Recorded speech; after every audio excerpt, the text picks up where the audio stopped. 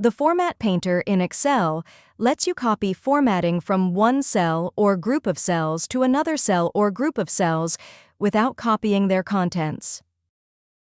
To use the Format Painter, select the cell or cells whose formatting you want to copy and click Format Painter in the Clipboard group of the Home tab on the ribbon.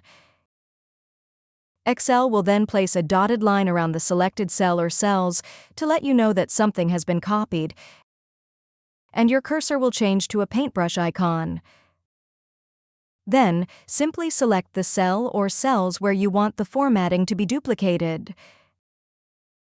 After you have pasted the formatting to those new cells, your cursor will return to its original icon, and the formatting of the original cells will no longer be copied. If you found this video helpful, please click the like button and subscribe to our channel for even more helpful tutorials.